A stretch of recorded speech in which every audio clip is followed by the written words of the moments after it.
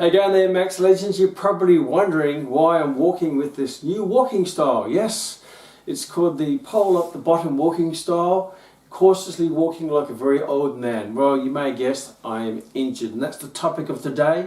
And I thought, well, if I'm injured, let's do a session on injuries, because I've had a history of lots of injuries, being a mature age athlete competing at the elite level. It's not if I'm injured or not, so what injury do I have now? Because look, when you get to in that group of vintageness of approaching the 60 mark and you're competing, it's like a race car. If you're always racing the car and you're really taking that car to the limits, it's always going to have something fall off or something get loose or something break, which you need to continually put it back into the workshop to replace it, tighten it up, grease it up and get it back on the track again. And that track might be the athletic track or the sporting track for you, or that track just might be the life track. Now, over a time of your life, you're always going to get injuries, and a lot of times people don't know really how to handle it. So when it happens, they sort of get freaking out and they go, oh my gosh, what do I do? So let's go through a nice simple process of how to deal with an injury, whether you're young or old, male or female, tall or short, or what does really matter, because you go through the same process, because physiology in people's bodies is essentially the same, and the body will recover, it will regenerate itself, it will repair itself if you create the environment for it to repair itself. So there's the first thing to take on board, is that the body is a dynamic organism. Across a period of time, every cell of our body will be replaced. Some cells replace faster than others. The good news, things like soft tissue, yes, it has a quite fast replacement rate, so we just have to make sure we create an environment and an applied pressure in the right direction for it to be replaced in the right way, so it gets replaced stronger than what it was before, so that injury doesn't happen again. So the injury I have right now is sacroiliac inflammation. Now, I've had that many times throughout my journey. It seems to be a recurring thing, and it happens probably around about once a year. So this is my annual sacroiliac inflammation time period, and I've nurtured it many times before back into a healthy state. Now, I have a long history of working with allied health professionals, whether it be physiotherapists or sports physicians or chiropractors. So yes, a good starting point for you is if you do get an injury and you're not really sure what to do, then obviously seek an allied health professional to help you in that way. Now, my suggestion, if you're going to go down that path to get someone to help you, whether it be a physiotherapist or a chiropractor, then choose what I call a sports physiotherapist or a sports chiropractor or a sports physician, someone who has a greater understanding not just of injuries but sports injuries. So they will take more of a dynamic, active approach to rehabilitating you, rather than someone who just says, well, go home and rest, put ice, take some anti-inflammatories and come in every now and again, I'll give you an ultrasound or a bit of a subluxation and move you on. Take my advice, go to someone whose profession is constantly active, working with active people to get them active again as fast as possible to get back onto the track or the field or the pool or wherever it might be, because they're going to be more in line with you if you're an active person. So let's just go through the process. Obviously, I've inflamed my lower back, and I have lots of injuries in different years.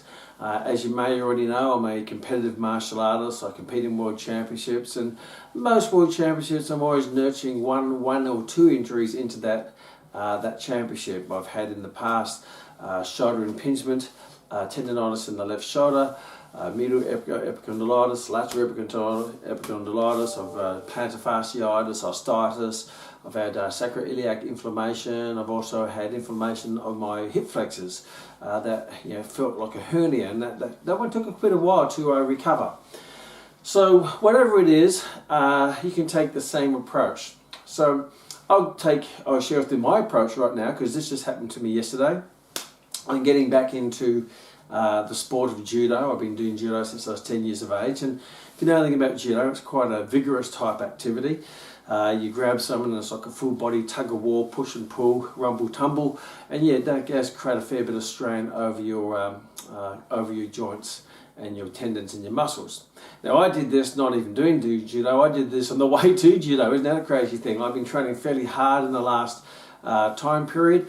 And yesterday I went to training. I already knew that I wasn't quite recovered from I had done 3 really hard days in a row, and I knew I wasn't quite recovered from those 3 days, but I thought, I can go, I'm bulletproof, I'm young and made of rubber and still thinking of my youth, and that's one of the biggest challenges you have with maybe the active, more mature sports people. Sometimes they think they're still young. So if you're training someone like that, or you ask someone like that, just be aware that you probably need to be a little bit more cautious and listen to your body a bit more, because you can't get away what you used to get away with when you're young. You know, feel the pain and go do it anyway, or push through the pain. Well, you can't do that because you will push and break yourself. Now yesterday, in hindsight, maybe I should have had another day off to just let the body realign and regenerate and recover. However, you know, I feel I was close enough, and I went to the dojo. And the funny thing is, I didn't even get on the mat. I was actually getting changed. I was in the change room, and I was putting my judo pants on, and my heel got caught, and I yanked it, and I tried to move it and put it up. And as I did that, I tweaked, and all of a sudden the joint and inflamed it. Then I walked out the judo dojo like this old man, and felt, well, I didn't even get on the mat. So sometimes it doesn't take a lot to push that joint over the edge. You know, the old saying, the straw that broke the camel's back. And what that means is the load is so heavy the camel can handle it, but if you just put that one little weight of extra straw, bang, and it will break. So you just got to be self-aware of when you're approaching that breaking point, that point where you go, look, if I really push through this, I'm not going to get any benefit. I'll actually injure myself. Now, sometimes you have to differentiate the difference between, you know, am I going to have a day off because I really need it, or because I'm maybe lazy?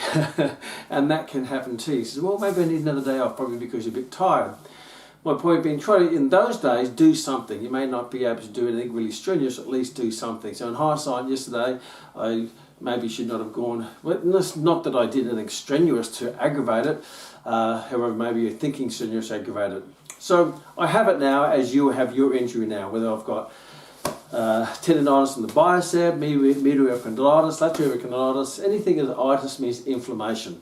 Itis means inflammation of. So when I say I've got tendonitis, it's inflammation of the tendon. I've got sacroiliac inflammation, or tendonitis of my hip flexors, means that joint or that tendon or that bone or that muscle is inflamed. And yes, bones can inflame too. I had osteitis in my heel, which is an inflammation of the bone, which means it felt like I had this constant really bad bruise in my heel, which I could barely walk. Plantar fasciitis is the inflammation of your plantar fascia, which is underneath your feet. So what do? Well, when that happens and you get that, well, the first obvious thing to do is to stop. Now, treat inflammation as a good indicator. As a good trigger. So when you get inflammation and pain, a lot of people think that's bad. Oh my gosh, I'm in pain, the joint's inflamed, that's terrible. It's not. It's a good thing, because your body will act to protect itself against injury or long-term injury. So if the body's in a position where it's thinking, and if your body did think, which in a way it does think by all its receptors, if it thinks, look, this is getting dangerous, this is going to hurt me, this could cause long-term trauma.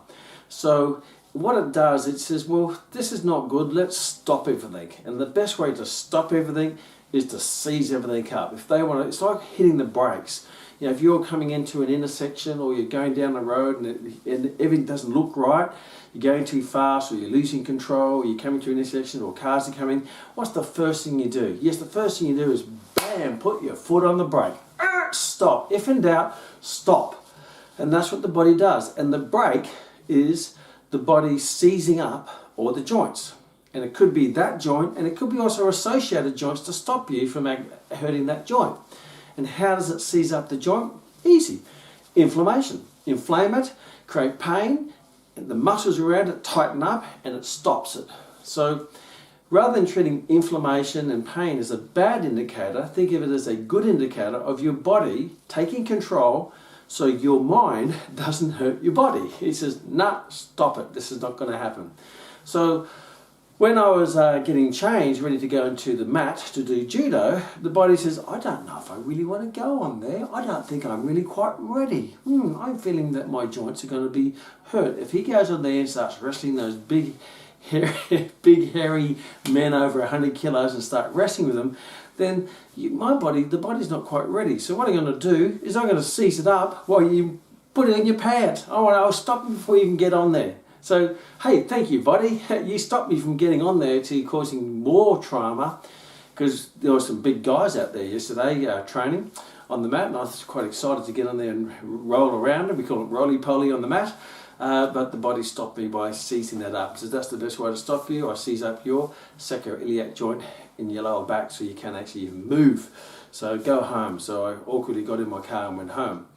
So treat inflammation and pain as a good indicator.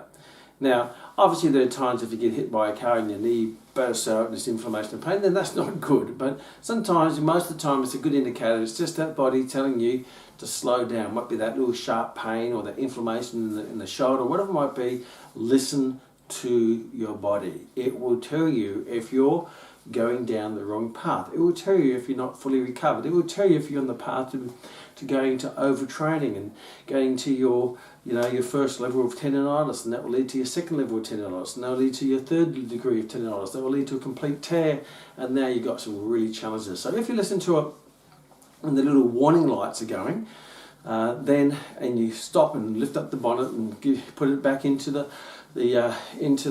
for a service and get it recovered, and then it's going to serve you well. However, being an athlete, we do tend to push the limits more so than the average person, because we feel many times that we're invincible, and the body soon tells us that we're not. It reminds us that we're not. Stop. The body will stop. If you can stop before the body stops you, that's even better.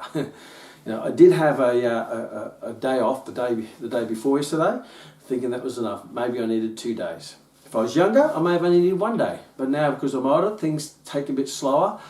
So as you get older, as I mentioned to mature age athletes, the big thing you need to have as a mature athlete is you have to be patient. You have to train with good stimulus and lots of recovery and be patient in between, because you're not young anymore.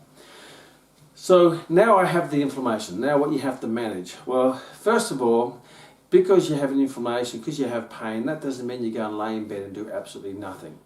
So the first thing you have to do, if you're going to self-manage and self-medicate yourself, and obviously many of you, I'd recommend you, if you don't know how to do that, you go to an allied health professional such as a physio-chiropractor who's going to give you some guidelines, a sports physio-chiropractor who has an active approach to rehabilitation, is that you have to manage, the first thing you have to manage is the pain and obviously the inflammation. They're the first two things you have to deal with. So don't worry about anything else. Don't worry about performance and what you're going to do in the gym. Just manage because until you manage the pain and the inflammation, the body's not going to do anything. So obviously you have to stop, you have to slow down, or you have to rest. Now rest doesn't mean you lay in the bed, lay in the couch for the next 5 days and let your body just rot and waste away. That just basically means rest from the things that are aggravating the body. Not rest means do nothing. It means rest from the things that are aggravating the body. So if you can keep the body moving, then that's a good thing. As long as you're moving and not aggravating the pain or aggravating the inflammation of the joint that is injured, then keep moving, keep doing something. So even though as I was injured and I had very little, I'm moving a little bit more now, so I try to move around to keep the body moving, keep the muscles moving. And it's not just about the body and the muscles and the skeletal system, but it's also keep the blood flow going. Because if I keep the blood flow going, not just through the whole body, but that will also, the blood will go through the injured site, then that's going to also supply oxygen, it's going to supply nutrients and vitamins and minerals and active hormones and all those good things that's going to help manage that injury, reduce the pain, reduce the inflammation, and lead it into a regenerative site. So when your joint is inflamed or in pain, it's in what we call a catabolic state, which means it's breaking itself down. So it's trying to break down all the inflammation. So how do you manage the pain? Well, we say ice. Ice is good because ice acts like an analgesic. So putting ice on the side as soon as possible is good, and that will also reduce the inflammation. It's also an analgesic, which means it will reduce the pain. It's an anti-inflammatory, which means it will start to reduce the inflammation.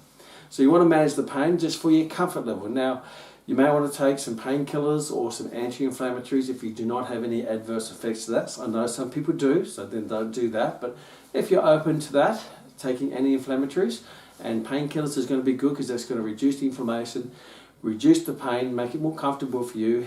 Now, understand the inflammation.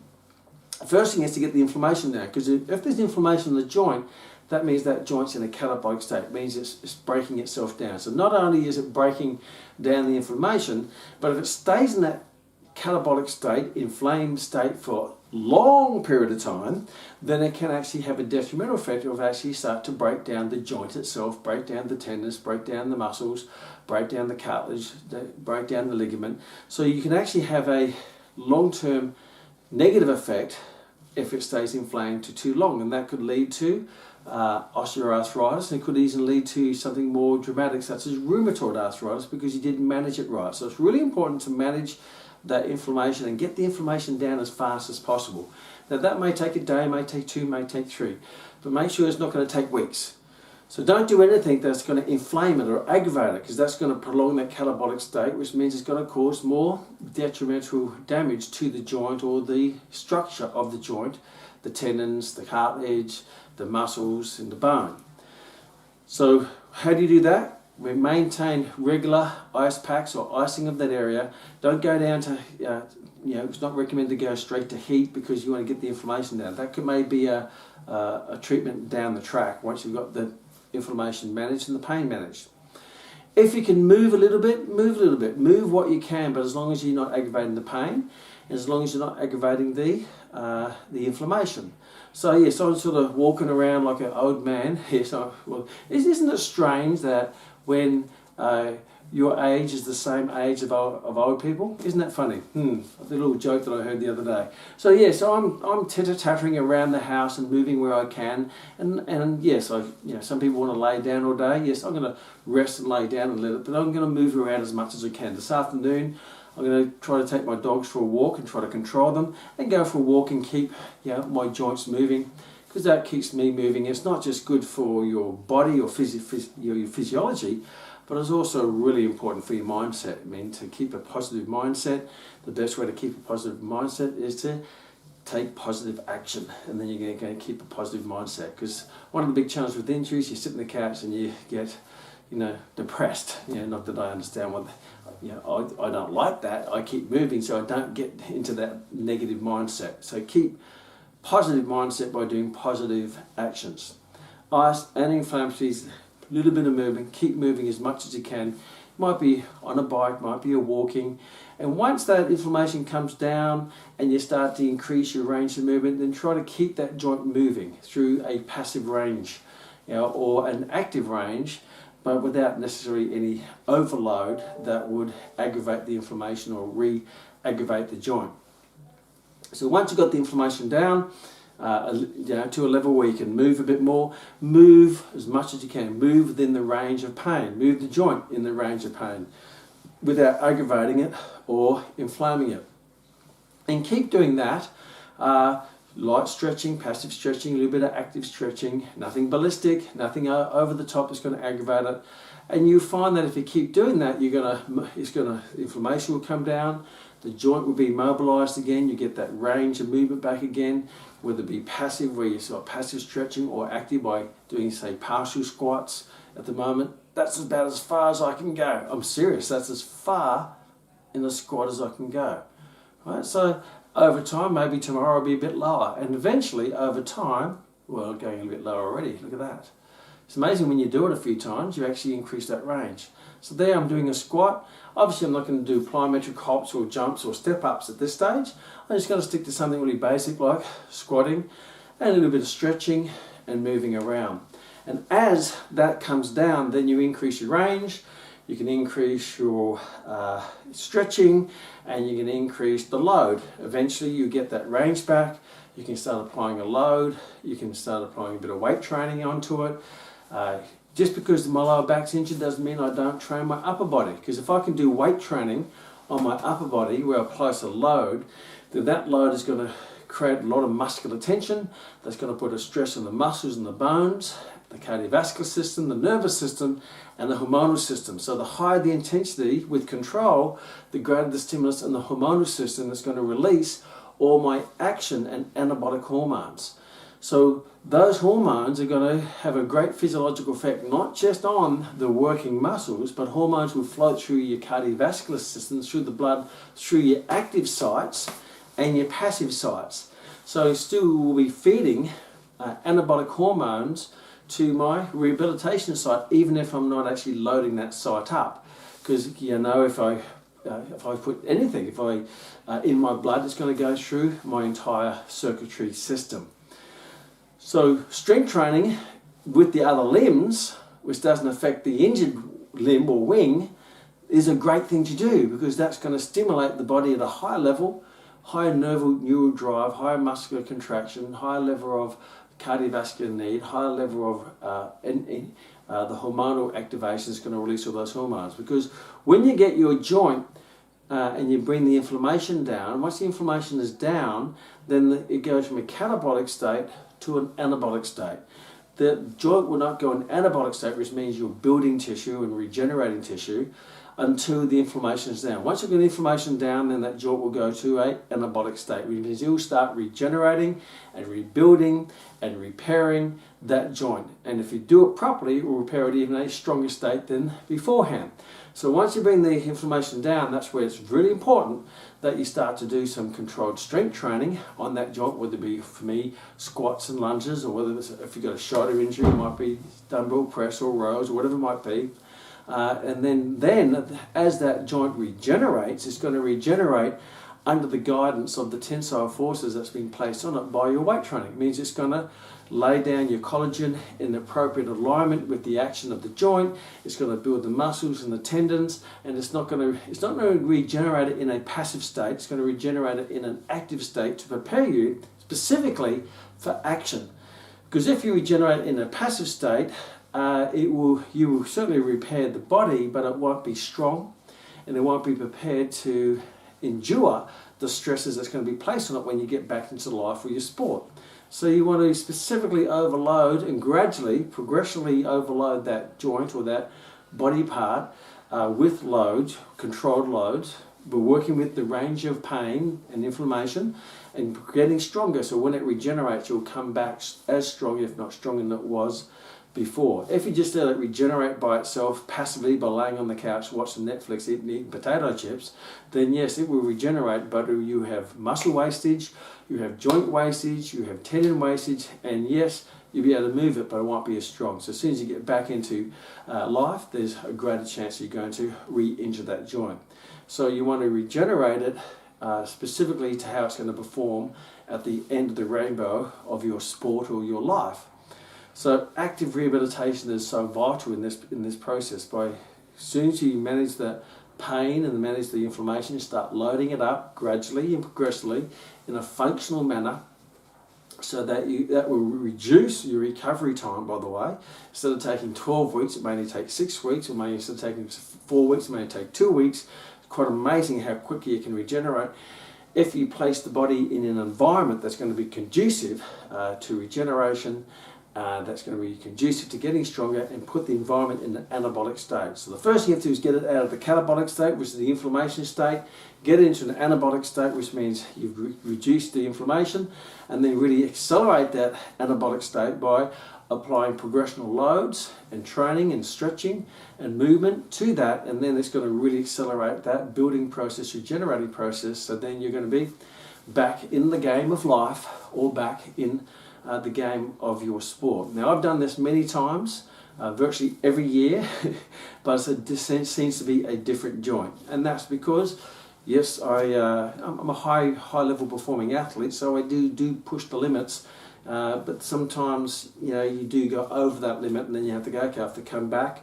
and rebuild myself back, come back, rebuild myself up, whether it be my shoulder or my biceps tendon or my forearm flexors or forearm extensors or my hip flexors or my back extensions, whatever it might be, or my knee. Yes, I've had patellofemoral syndrome as well. I've had to repair that. But I always take the same approach. If I take that approach of manage the pain, stop, manage the pain, get the inflammation down.